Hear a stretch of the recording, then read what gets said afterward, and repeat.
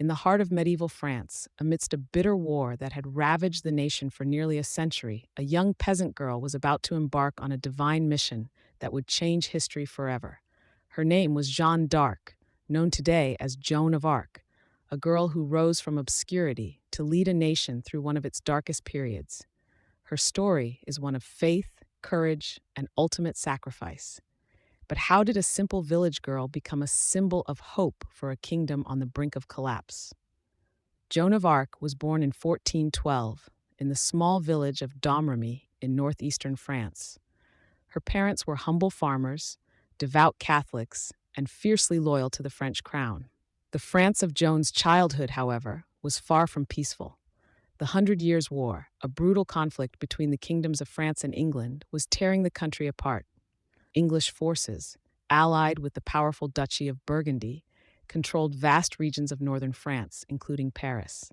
Meanwhile, the French army was demoralized and their king, Charles VII, had been disinherited by the Treaty of Troyes in 1420. France was a kingdom on the brink of collapse. In the summer of 1425, at the age of 13, Joan experienced a vision that would change the course of her life and the fate of France. It began when she was standing in her father's garden, under the clear blue skies of Domrémy. She saw a brilliant light and felt an overwhelming sense of peace. From the light appeared a figure, a towering presence in armor.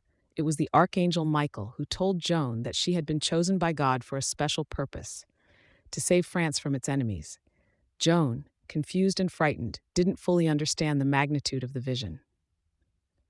Over the next few years, Joan's visions became more frequent and intense.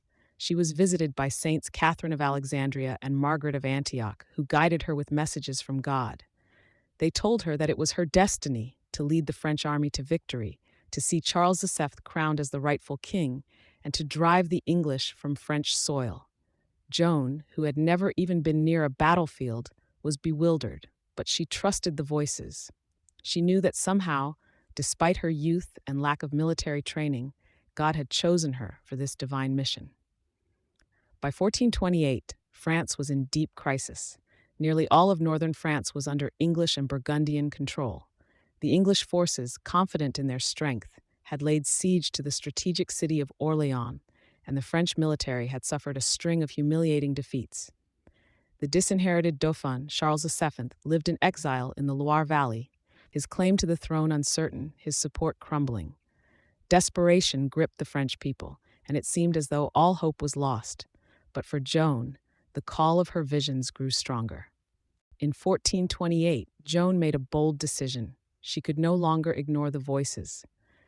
Despite her lack of status, education, or experience, she left her village and traveled to Vaucouleurs, a stronghold loyal to Charles VII. There, she sought an audience with Robert de Baudricourt, the local military commander. Joan, dressed in men's clothing to avoid drawing attention, approached him with an astonishing claim that she had been sent by God to deliver France from the English and to crown Charles VII as king at Reims. Baudricourt was, unsurprisingly, skeptical. A teenage girl claiming to have been chosen by God to lead armies? It seemed impossible. But Joan was persistent. Despite being dismissed, she returned again and again, urging Baudricourt to believe in her divine mission. Her conviction was so strong that eventually Baudricourt began to take notice. He relented, offering Joan a small escort of soldiers to take her to Chinon, where Charles VII resided. In early 1429, Joan embarked on the dangerous journey to Chinon, traveling through enemy-held territory.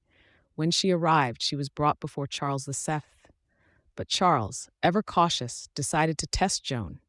He disguised himself among his courtiers to see if she could identify him. Without hesitation, Joan walked directly up to the disguised Charles and declared, "God sends me to you, the rightful heir of France." The court was astonished, and Charles, though still unsure, began to believe that Joan's mission might indeed be divine. Charles agreed to let Joan accompany his army to Orléans, which had been under siege by the English for months. Though Joan had no formal military training, her presence on the battlefield was nothing short of miraculous. Dressed in shining armor, carrying a white banner emblazoned with the names Jesus and Maria, Joan's arrival boosted the morale of the French soldiers. To them, she was not just a girl. She was a messenger from God. Under Joan's influence, the French army began to take bolder actions. On May 7, 1429, during a fierce battle to capture the English-held fortress of Les Tourelles, Joan was struck by an arrow in the shoulder. Her comrades urged her to retreat, but Joan refused. She pulled the arrow from her wound and continued fighting, leading the soldiers in a final push. By the next day, the English, demoralized and outmatched, lifted the Siege of Orléans. It was a stunning victory, and Joan was hailed as the savior of France. With the Siege of Orléans lifted, Joan's next goal was to see Charles crowned king. Over the next few months, Joan led the French army in a series of campaigns, liberating towns and strongholds loyal to the English or Burgundians. Her victories paved the way for Charles to be crowned at Reims, the traditional site for the coronation of French kings. On July 17, 1429, Joan's mission was fulfilled. Charles VII was anointed King of France, with Joan standing proudly by his side, holding the banner that had become a symbol of divine favor. Joan's success, however, was short-lived. In the spring of 1430, while defending the town of Compiègne, Joan was thrown from her horse and captured by the Burgundians, who quickly sold her to their English allies. Her enemies, threatened by her influence, sought to destroy her. Joan was taken to Rouen, where she would face her final trial.